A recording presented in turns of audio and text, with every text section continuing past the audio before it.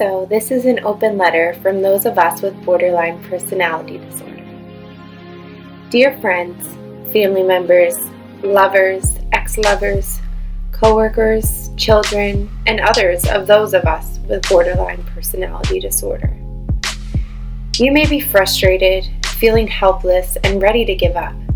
It's not your fault. You are not the cause of our suffering. You may find that difficult to believe, since we may lash out at you, switch from being loving and kind to non-trusting and cruel on a dime, and we may even straight up blame you. But it's not your fault. You deserve to understand more about this condition and what we wish we could say, but just might not be ready. It is possible that something you said or did triggered us. A trigger is something that sets off in our minds a past traumatic event or causes us to have distressing thoughts. While you can attempt to be sensitive with the things you say and do, that's not always possible, and it's not always clear why something sets us off. The mind is very complex. A certain song, sound, smell, or words can quickly fire off neurological connections that bring us back to a place where we didn't feel safe, and we might respond in the now with a similar reaction. Think of military people who fight in combat. A simple backfiring of a car can send them into flashbacks. This is known as PTSD, and it happens to us too. But please know that at the very same time that we are pushing you away with our words or behavior, we also desperately hope that you will not leave us or abandon us in our time of despair and desperation. This extreme black or white thinking and experience of totally opposite desires is known as dialectic. Early on in our diagnosis, and before really digging deep with DBT, which is dialectical behavioral therapy, we do not have the proper tools to tell you this or ask for your support in a healthy way. We may do very dramatic things, such as harming ourselves in some way or threatening to do so, going to the hospital, or something similar.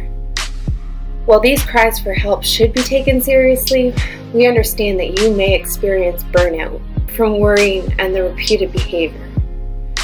But please trust that with professional help, that despite what you might have heard or come to believe, we can and we do get better. These episodes can get farther and fewer between, and we can experience long periods of stability and regulation of our emotions.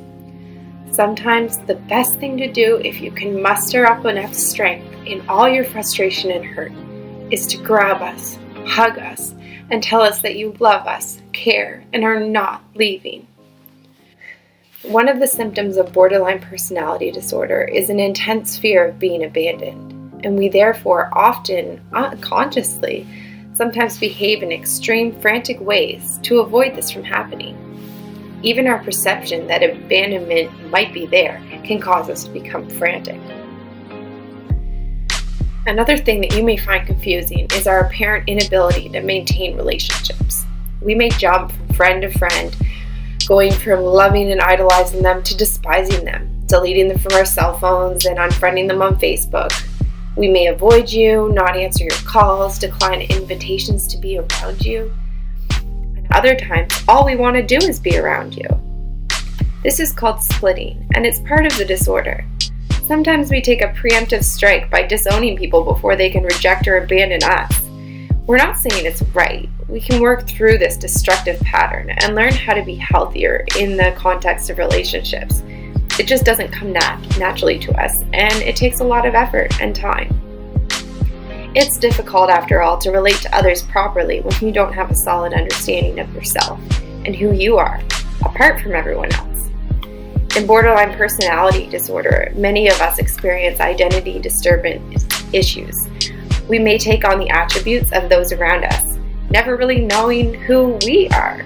For some of us, we had childhoods during which, unfortunately, we had parents or caregivers who could quickly switch from loving and normal to abusive. We had to behave in ways that would please the caregiver at any given moment in order to stay safe and survive. We haven't outgrown this.